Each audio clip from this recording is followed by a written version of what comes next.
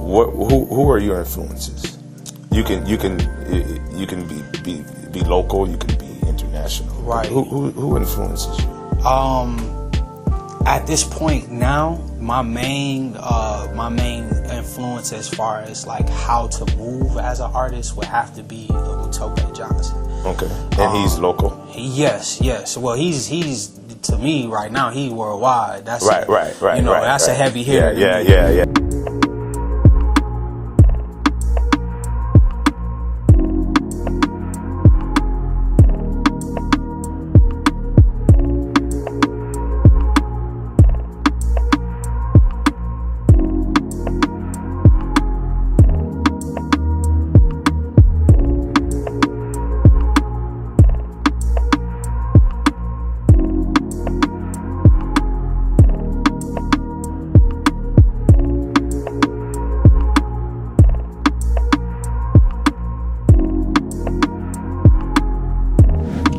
All right, so next question.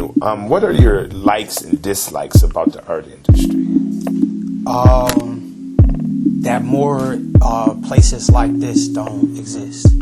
Like this is a jewel, and I grew up in this community, so to find it now versus when I was young and exposed to the things that made me do, or at least to the things that elicited behaviors that were contrary to me getting here sooner, that part is detrimental. You know, a part of my research with McNair through the McNair Scholars Program, that was my first shot at exposing my community, or at least seeing what my community was exposed to, and it was visual arts and its effects in the African American community between the ages of 6 and 18. Okay. And those are very vital years because sometimes, or at least for me, we were already off the porch. Yeah, and that's a term that's used within the community. Yeah.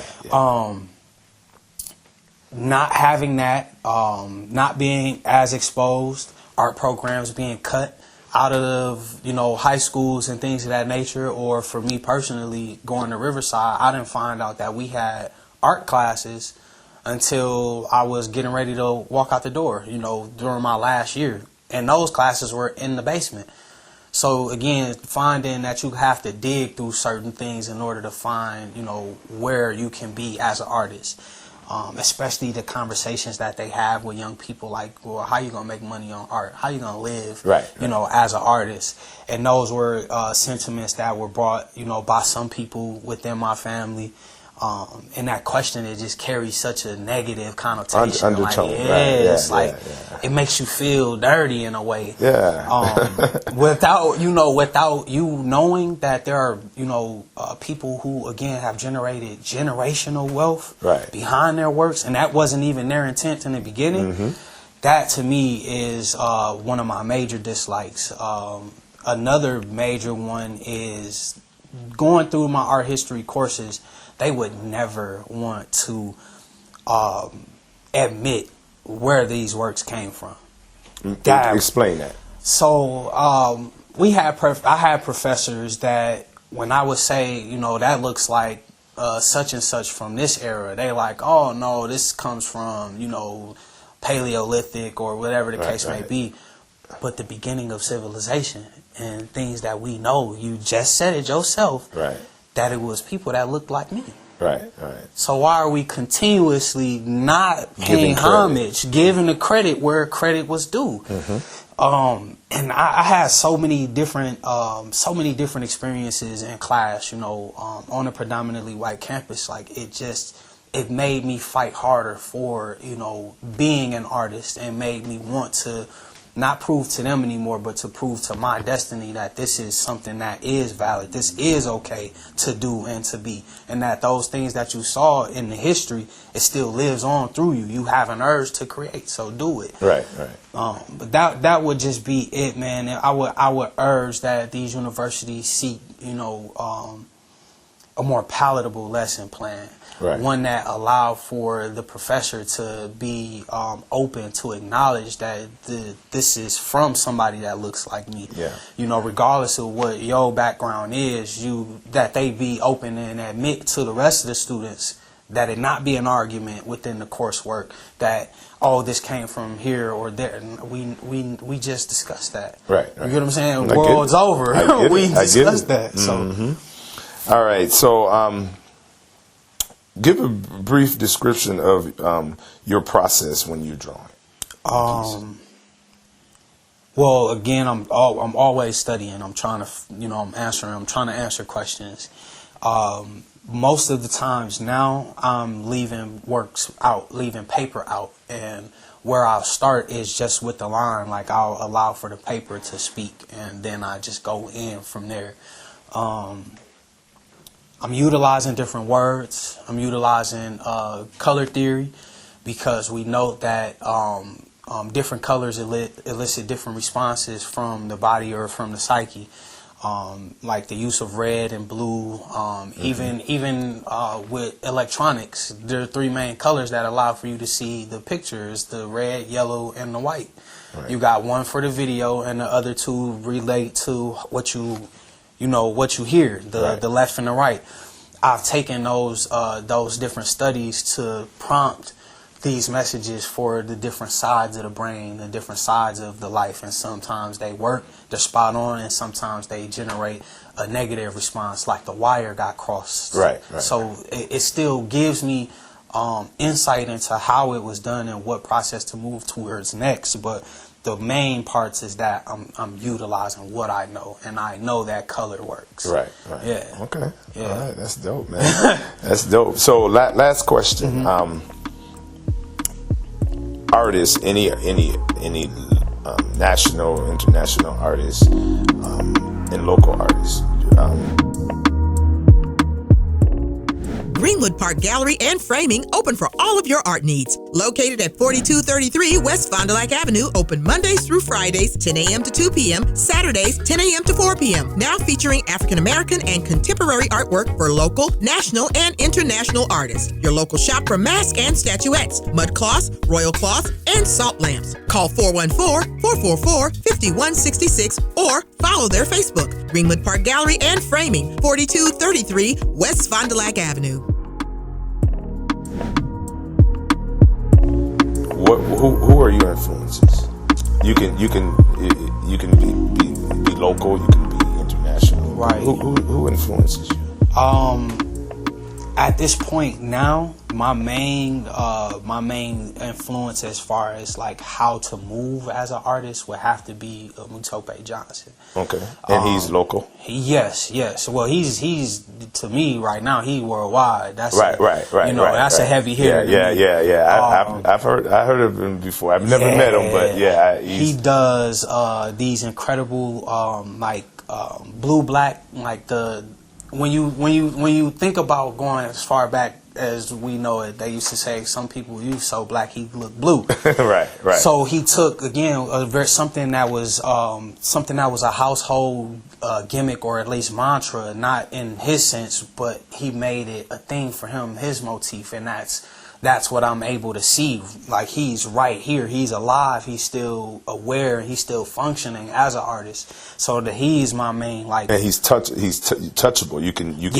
He's a tangible source of information, and that part to me was extreme, because I hadn't run into many male artists that I could actually call and be like, yo, Pops, what's going on? Hey, look, I got this, I got that, I want to bounce by you. Or he'll call and be like, where are you right now? I need you to come, to this event, or be here, and I do my best to get to these places. But as far as like the benchmarker to be, I had went through like this phase of absolute purity. Like, I wasn't trying to study nobody else. After I got out of school, like it was rough for me to pick up something else and be like, oh, I like that. I can't. Why? Because I was afraid of my work becoming cliche. I was afraid of reusing what I saw from their works, even though it elicited something that was, it was an awe-inspired work. I'm just like, nah, I don't want to do that. So I stayed away from a lot of stuff for a very long time. So that's why I say my main artist now would be Mutope. Like, my lady, she took me to see the King's Pleasure exhibit in New York.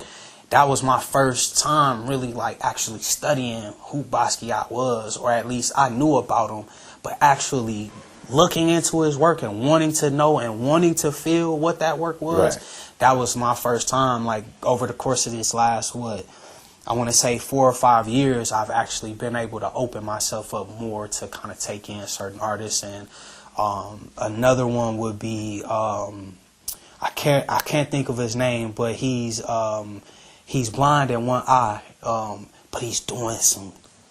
I'm sorry, I can't remember his name, but it's some incredible work. But I pride myself in not in a disrespectful way, but I don't want to remember certain things, only because I want my work to stand on its own. I want my voice to be shown through it. And I'll take on more courage at some point in my life to do more studying with other works and stuff like that. But from what I know and understand, it's already in me. And the only thing that I have to do is get it on the paper, So lastly, most importantly, I'm my most influential artist. You're your biggest fan. I'm my biggest fan right now, and I have to be. And there's a place and a time for you to be that person, and that time for me is now. Yes. And being urged by my family, or at least my immediate family, like, yo, bro, you doing something. Like, we see what you're doing now. At first, it was, like I said, it was conversations like, what are you going to do with art? And now I know my answer to that question is to change the world. Right. Yeah. I like that.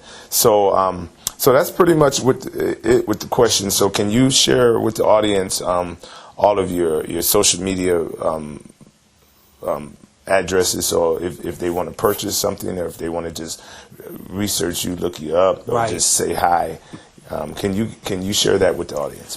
So I can be found on Instagram under Visionary _Mason. So VIGIL Visionary _Mason. That's my main art page right now. And then I do have a Facebook, but if you want to reach out, 414-399-7580. I'm available, especially for that. That's my primary thing. And I do take commissions. Just reach out. Reach out. All right, Mason, I appreciate you. We appreciate you here at the gallery. And I don't exactly remember how you and I got connected, but I'm glad we did, brother. Yeah. You're a deep brother. You're smart. You're a family man. Young, and you're a great artist, man. I appreciate so much respect to you, my brother. Yeah. Yes, indeed. Thank you. All right. All right.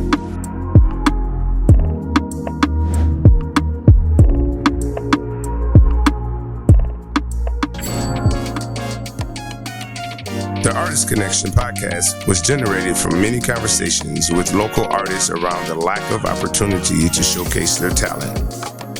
Here at Greenwood Park Gallery and Framing, we recognize our local talent and strive to connect artists with the community. Please enjoy this opportunity to hear from local artists and learn more about what inspires their work.